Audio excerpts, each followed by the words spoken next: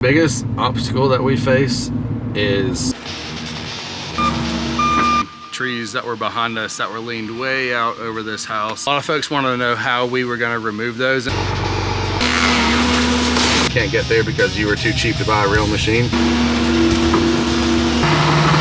couple $100 versus a couple $1,000. And I'm not going to lose money to do their job.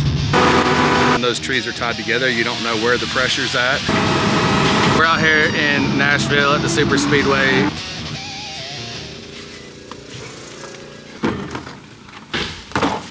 thought you said you had this road in for this truck to get down here at the bottom. Huh? No, a concrete tank has to go below this garage. The truck has to drive down there. Yes, I thought I made that extremely clear last time we were here. Waited 3 hours here yesterday. So I'll show up and show you what to do. Fucking me and Carla fucking sit here for 3 hours. Didn't tell me nothing.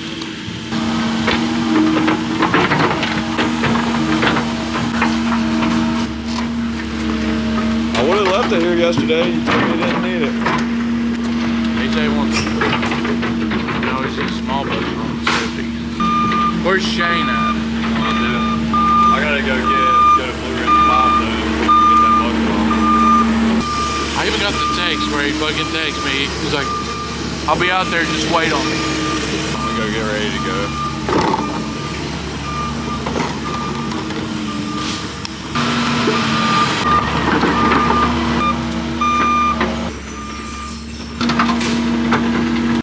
I'm gonna grab a level. He's just leveling that bottom there. I moved the tank delivery till 11, so we got some time, and I'm just cancel the inspection for today. Okay, that's the truck. What do you think about hooking to the front of me right here? Yeah. Yeah. Let me get around you. You got a chain? Yeah, I got chain. All right. I didn't want to two-piece this thing, man. I've had to do that before, and that shit sucks. Which way you coming out? Which way you coming out?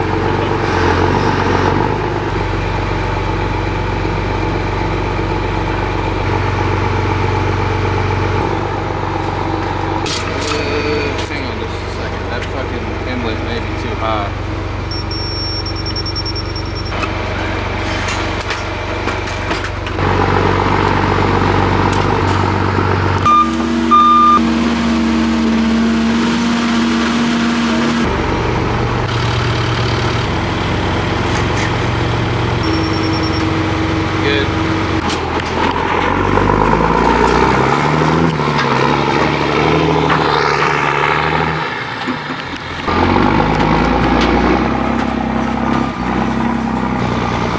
What are the chances we can have the skid steer? I got Legend helping me drill these last 2 holes. And then I was gonna send Shane to drop off the auger bit. Alright. If we don't have to turn it in till 4, I can send him to you with that, and then they can make do with the dozer. For the gravel, you won't need it. Alright, well, I'll be kind of at standstill until I can get the skid steer, so don't rush it out of there and fuck yourself and need it back. But and you know, this doesn't have to progress really, but let you get it done since we've got material and stuff in it now. Okay. So yeah, just let me know when it's heading back this way. Alright, thanks. No problem. Alright, see ya. Goal achieved, sir. Very nice. I need to obviously move all that dirt before I can go out with my lines. But so we're not moving dirt around everywhere. What are you thinking about this and then the wall over there? You want to fill all this? Can we put that dirt there? Like whatever. Maybe what we do is we just kind of do a short wall starting at this end and we kind of step it up as we get up to here.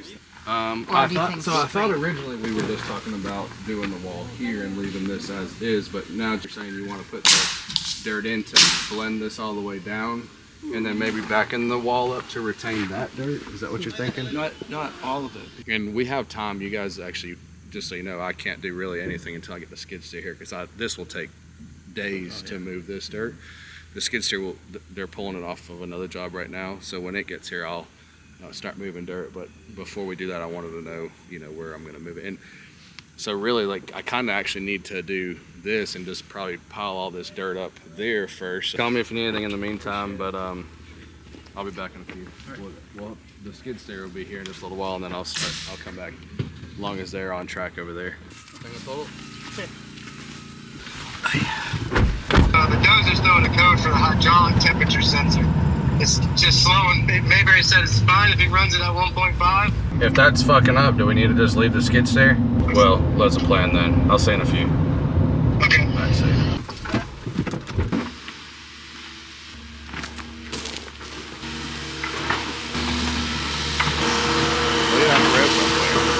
Oh, it's cut.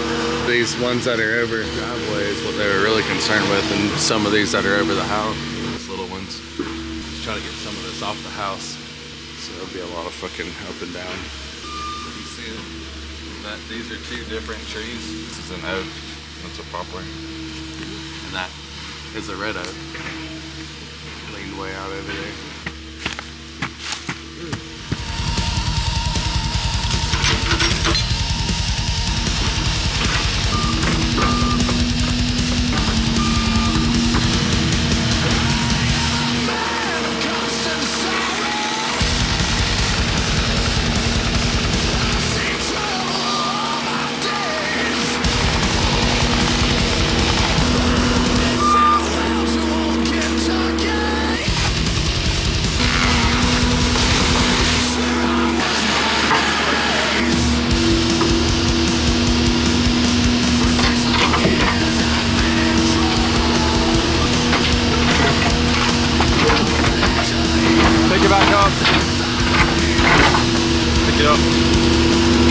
Pick the whole rock up.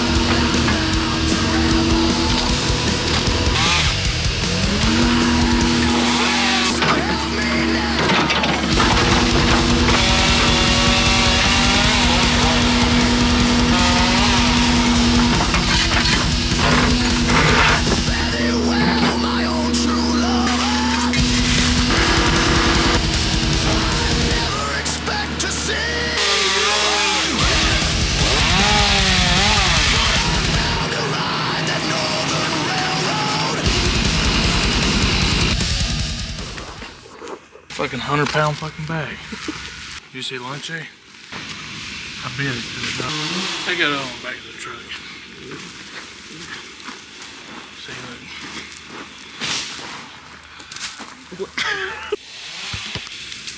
that. Large of this shit too.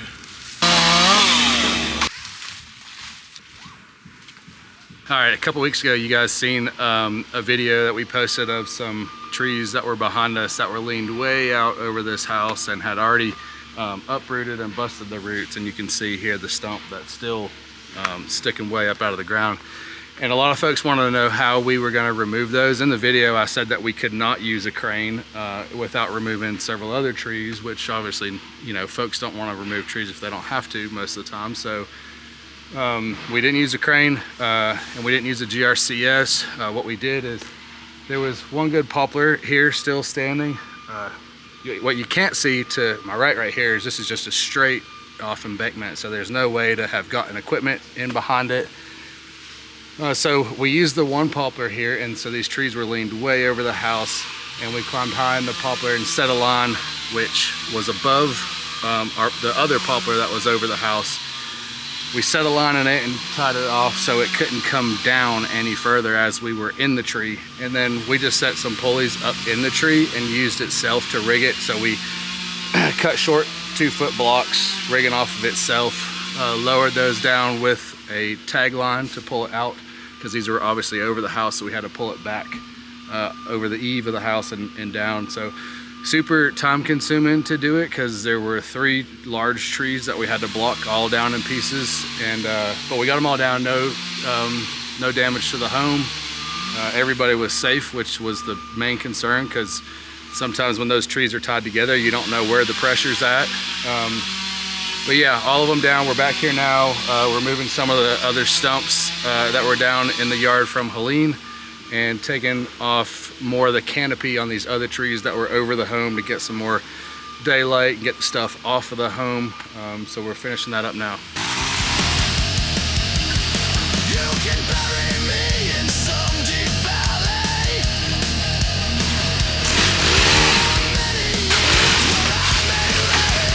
Who all you think watches this channel?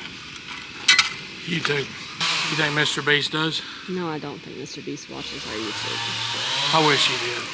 On Mr. Beast shows, it was the one that hold your hand on the Lamborghini and last one to let go wins it. I'd have to fall over dead. He'd have to shoot me over 10 grand.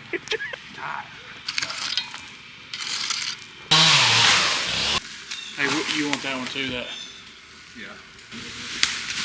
You gonna do that back one? I just look. Whatever's over the house is what I'm taking off.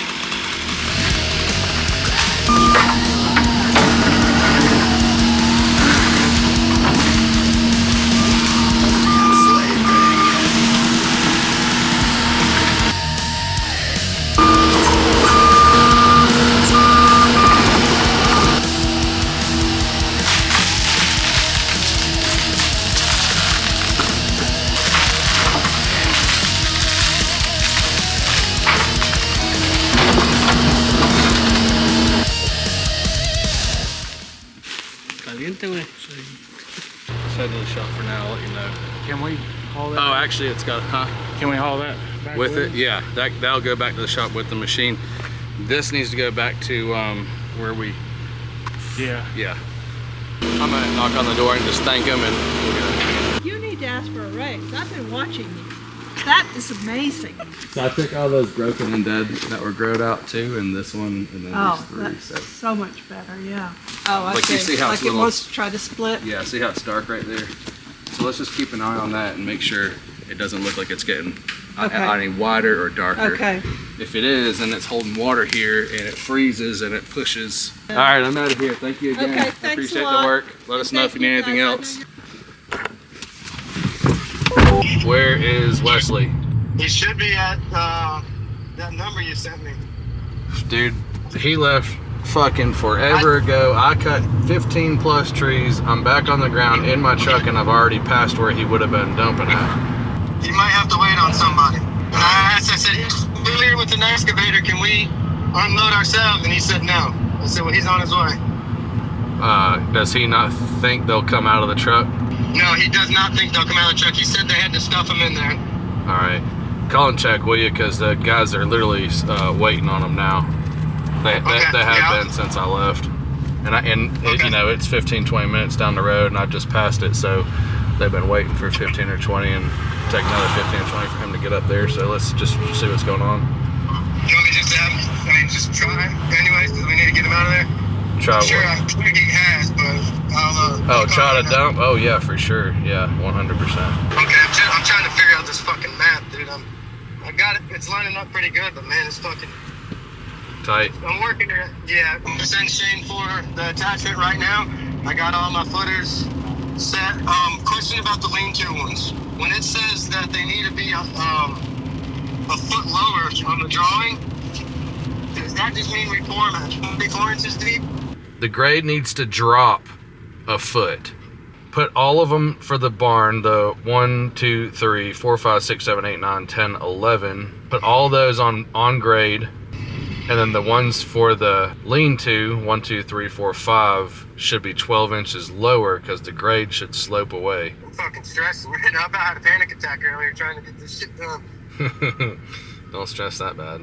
I seen a thing that said we're supposed to get a bunch of rain real fast, but I looked at the forecast and I don't see nothing on there. Well, I'm gonna do my fucking rain dance out here and For sure. try to keep it away. Just make sure you got everything, there's no loose dirt or nothing, you know, make sure everything stays prepped for rain as you go, you know what I mean? Well, send me pictures if you got questions. Okay, I will. All right, dude, I'll see you. Hell yeah, dude. What? I'm glad you brought that Bosch. Oh, yeah, Cause why? the laser, I asked Legend, because I didn't know why I didn't bring the 450 truck out here. I don't either. When I got to the truck, I was like, or with the shop, I was like, what the fuck? Yeah. Because you don't like to drive. Don't you have the other one? We have one, but I'm utilizing it in these holes. Oh, and they need one. Yeah. Be here for a little while. I just got to get caught up on my phone from where I was Could you please call the concrete in? Yes. My main focus, I got to get this shit done. When will you be ready for it? I'd like to do it. 116 right now. I'm going to work my ass off to get this done with Carlos. I figure with him here, me and him can work different holes, put the grade route in the middle, and use it as we need it. Should I call it in for 2:30? It's an hour and 15 from now. We'll be at the mercy of them. I'm just best time possible? 2:30, 3 o'clock? Preferably a little bit later than that, just so I can make sure. Because I don't want anything to grab my attention and then get run off. So maybe 4? Too late? Yeah, I don't think they'll bring it. They said they're going to bring the barn in. They're going to deliver it Friday. And I just want to get this as close to... Yeah, so if you pour it tomorrow morning, that's 24 hours to set. You'd be fine. And then I got... Both trucks are going to get a load of screening right now. For this? Yes. All right, get to it. I'm going to give him the idea.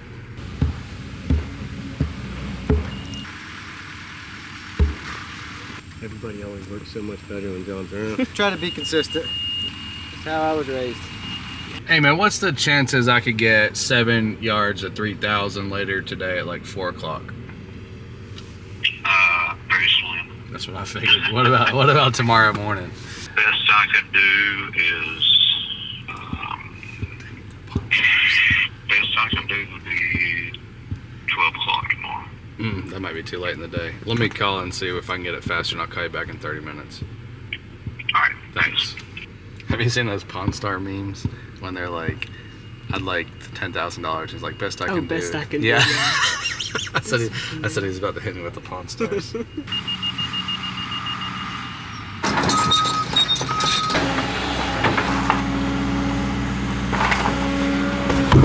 Let's do first thing in the morning for the concrete, just to be safe. All right. Kerrs can't get it till noon tomorrow, so I'm on the next one. What's the chances I can get 7 yards of concrete tomorrow morning? I'll tell you 10:30 to be on the safe side, but if we could do it sooner, we can get it to you. I mean, if we can, we'll try our best. That sounds good to me.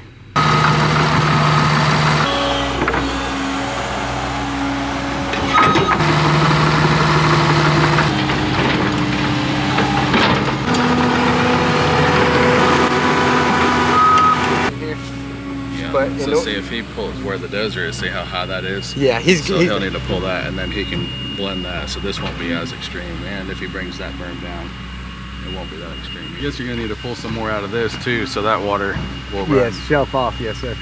And I was even thinking... Oh, they're probably leaving that berm so they're not busting the roots on that tree, I bet. Yeah, that's why it's kind of got the hump.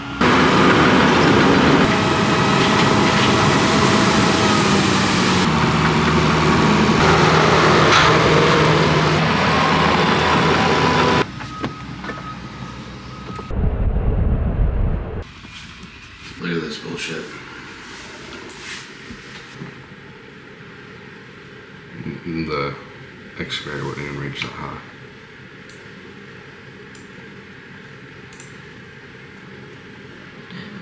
You think this is a FEMA deal? She filled out the form at 2:47 a.m. last night. Think she's awake? Finally passed out. Hi, you've reached... This is John Seaman with JC Property Professionals. Got your email about this landslide behind the home. Happy to try to help you out if you want to give me a call back. Thanks, bye.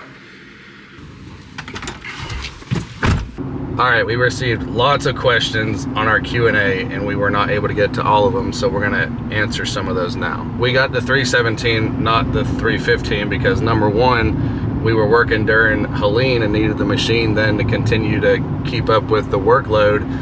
And at that point, you had to literally just take whatever you could get. The 317 is a great machine, and we probably would have preferred that anyway to save ourselves $100,000 over a zero tail swing machine, because we're not idiots and swing our machine into everything all the time. Yeah, is it more agile? Yeah, but is it worth another $100,000? No. Best way to build credit to finance equipment is a lot of dealerships will do an RPO, which is rental purchase agreement, and so you can rent a machine for several months and then like 80% of what you've paid for rental will go toward the purchase of that machine.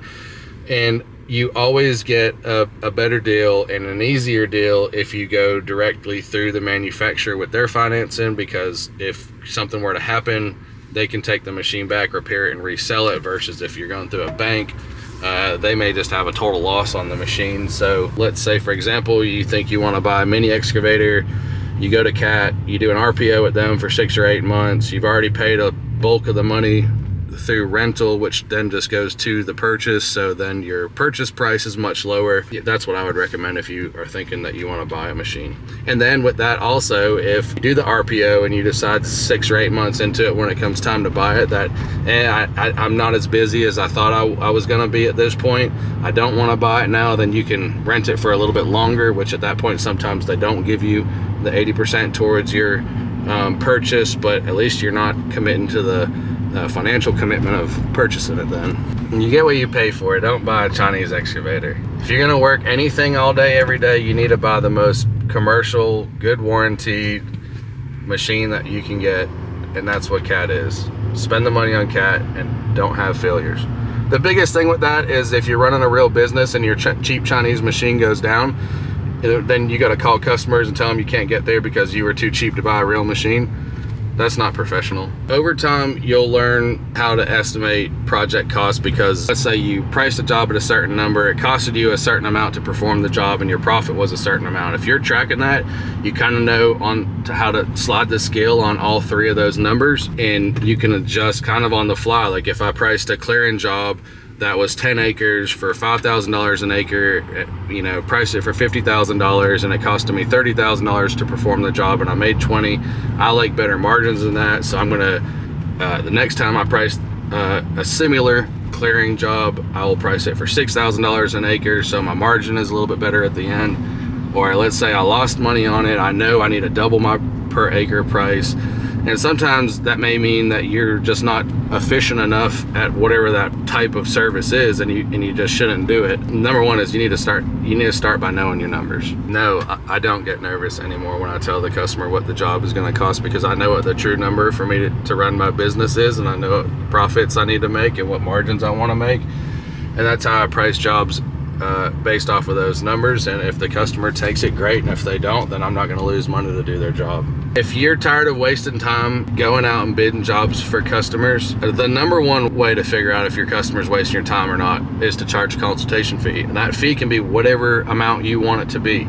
If you simply just want to cover your fuel to get out there, charge them $20, $40, $50. If your time is very valuable and you're having to stop performing some type of service that makes you X amount per hour to go and price that job, then bid it at that. For some reason you don't want to charge a consultation fee and you just want to keep rolling the dice of whether you're wasting your time or not, you need to get really, really good at qualifying customers over the phone. And what do I mean by that is, number one, ask the customer what their budget is right out the gate. Ask them, have they ever performed a job like this before? Have they ever worked with a contractor before? Those are all questions that are going to tell you if the experience working with that person is going to be good or not. And you can typically, if you've done this long enough, get some photos from them and get really, really close in the ballpark price of whatever the job is going to be. And if they agree to that and they say, yeah, that's what I thought about spending, then run out there and do the song and dance and gamble if you're going to waste your time with them. But if they say, oh no, that's $50,000 for that job, that's way more, well then dude, there you go, boom, you just saved yourself some time. The feel safe is charging a consultation. They're not going to have any investment with you by not paying the consultation if they're not serious. If they invest in you of paying the consultation fee, then they're going to try to be sure that they make it to the meeting, that they show up when it's time to show up, and that they're a serious buyer. Hey. And they tried to grow some grass, but what they did is which is probably what you're supposed to do, is they put this like netting down. Yeah, grass mat. It just was like it never got any. It was so thick in the hay that it's like it never really got sun or really got room to grow. So then we just started pulling, and also our dogs, we have 4 dogs, would run around and just pull it up anyway, and I would trip on it. So then we just started pulling it up, so it's not all over the place. It's in certain places and pulled up in others. But we're here just maybe graveling this. I don't know, you guys can, whatever you think's best. But I don't know if seeding or sodding is better. We'd love seed. Okay. Much cheaper. Okay. Yeah. And we can get it to grow. And you'd leave the dogs to run in here, but still want grass. That thing's dead as a hammer. Would you want to take it out? It is? Oh yeah, you see the top up there? Quote us for that. Eventually what we want is the dogs to run around, but for right now it's just like mud central. Yeah. Small area. You got a couple dogs, right? 4. Yeah, this is a small area for them. It's gonna, no matter what we do, they're gonna beat the crap out of it. You know what I mean? So Definitely wouldn't spend the money on sod because of that. Is there ever a point where it can handle our dogs? Not this area. No? Not with them running and using the bathroom, and it's just not enough room, you know, not for 4 dogs. Directly under these trees is never gonna get good because it's not gonna get enough sunlight. I just hate to say, yeah, we can come in here. I can get grass to grow very quickly, but it's gonna end up getting killed by the dogs. We just want something that is sustainable for their bathroom, right, going potty, but also that isn't just pure mud. Yeah. Well, how do you feel about, you know, fake turf just for them to use the bathroom in and then, you know, do hardscape on the rest of it? Well, train them or fence it off to be like, this is where you potty. They're gonna want to go to that no matter what. Oh. Yeah. Is it better? Well, you choose which kind of toilet paper you use. You know? Oh, okay. So it's like what, like Charmin or Scott's or whatever that is? Okay, all right. We're gonna go to the turf versus like a rock. What would you do for the hardscape? Some kind of rock or mulch. Seed's gonna be the cheapest option no matter what. I'm happy to come back here and just kill it with seed and lime to be sure something pops up, and we just keep the traffic off for the first 2 or 3 weeks. Okay. It'll pop. And then, you know, if you want to kind of eyeball it after that and see how well it's doing with the traffic, maybe you let 2 out at a time or something. Okay. That's going to be your cheapest option no matter what. Okay. I don't know that you're going to be satisfied with it in the long run, and you are making some investment, you know. A couple $100 versus a couple $1,000. Can you quote us like what it would be to do? I can do both. I can give you both numbers for both. Obviously, this is the bigger area. I would for sure just grass everywhere else. Okay. You know. So up front, seed, lime, all that stuff. Yeah. Give us a quote on the gravel and fixing that other side, and then you'll give us 2 options for back here. Yeah. Okay, perfect. Yeah. So I'll do a couple different line items for grass up front, your rock over there. Okay. And then back here, I'll do mulch other than an area of turf. Okay. And then I'll do one more line item that would say, in addition, the seed, you know, so it's very clear it's this or that, you know. And gotcha. Then once you review it, if you're ready to make a decision, you just let me know and I remove one. Okay. And then we move on from there. Okay.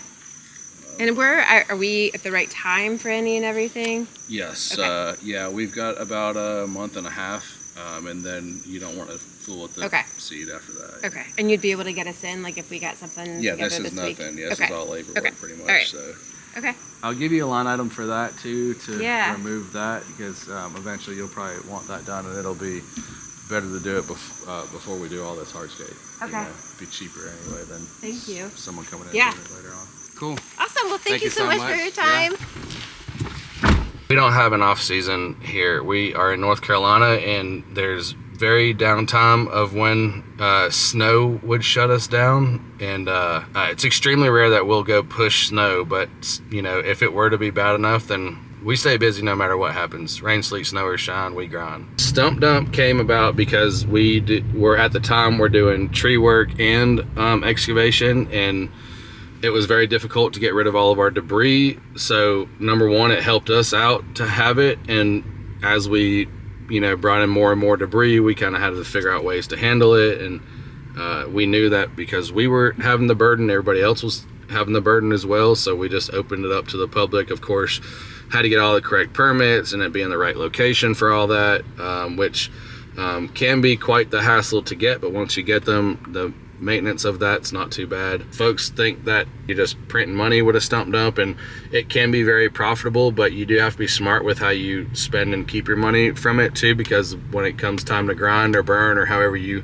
handle the debris, that part of it is very expensive unless you own the machine. And even if you own the machine, those things are maintenance nightmares. So as money comes in, you kind of got to set that to the side so that when it comes time to handle that stuff, you got the money there to handle it. Do I agree with, do you got to spend money to make money? I do not agree with that. I would say that you can make money with almost no investment in a lot of this stuff, but do you want to make good or great money? Then yeah, it's gonna take some sort of investment. Or do you want to make money faster? Then yeah, you're gonna have to invest into something that brings money in quicker. And the more you spend on the right shit, because you can be an idiot and spend a bunch of money on something that has no production value.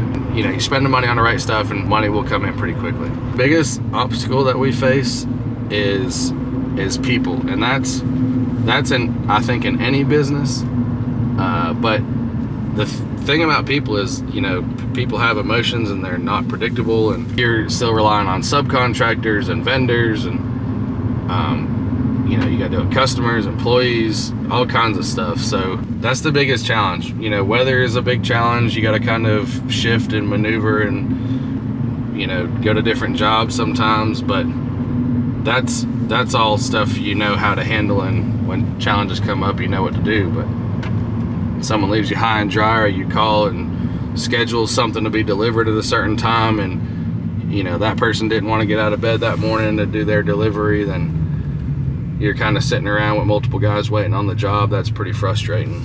Patience is probably my biggest challenge, because you know, as you grow in business, moving people through the business, just like I said about our biggest obstacle of being people, you got to be patient with folks, kind of work in your timeline, and sometimes that's very, very frustrating for me, and it's hard for me to be patient in those situations.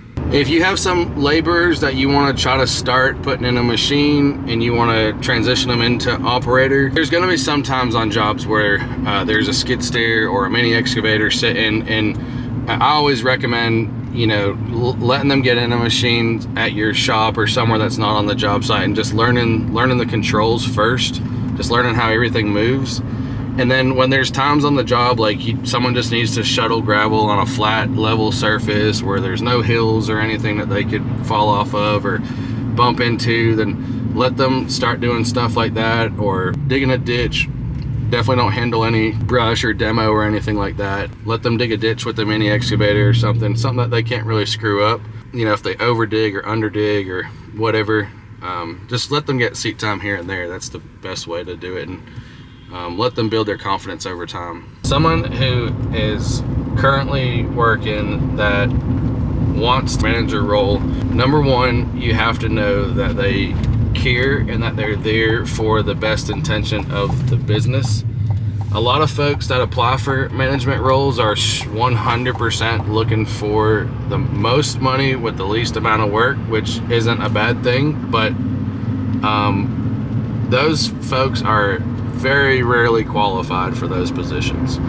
It's much better to have someone that's out in the field and cares a lot about the company, and you can teach them and train them how to manage or how to manage effectively, than to just look at someone's resume and think, well, this is the guy for the job. A lot of guys are coming right out of school thinking that they're ready to be project manager because they've learned some management BS that the school has to teach them, and they don't know a damn thing about how the job is to be performed. And how are you going to manage a bunch of guys doing the job if you don't know how to tell them how to do their job? So the best thing is finding folks who are qualified, who have the experience, that know what they're doing, that care a lot about the business, and help uplift them through the business. Well, we're not going back to 2 videos a week probably. You know, we're still running the business out here essentially. We're not, you know, just doing all this to create content. We create content as a byproduct of us going and doing work. So what you guys get to see is, you know, what we do that week. If it rains all week long and we're not going and doing anything cool or pricing a bunch of jobs, then it's hard to get content with that. Looking at all the cars lined up for the car show, man, we have a treat. That's the R34. Man, that's sick. All right, we're out here in Nashville at the Super Speedway with these guys at Slush putting on this event. Can you imagine how loud that is in the car? Lambo Landscaper asked us to come out here and bring the Huracan. He's got a couple Lambos himself that he's got out here. Him and Lexi brought their 370s they just built. They're gonna do some drifting today. Trying to get those cars dialed in. We're gonna hang out and try to help them out for the weekend. Steven drove the truck out behind us in case we needed any help. He's gonna come out and hang out with us as well. And we're gonna go check out Broadway this evening. I would just pull in and I'll move the trash can, like pull past podium 1 and then just kind of back inside.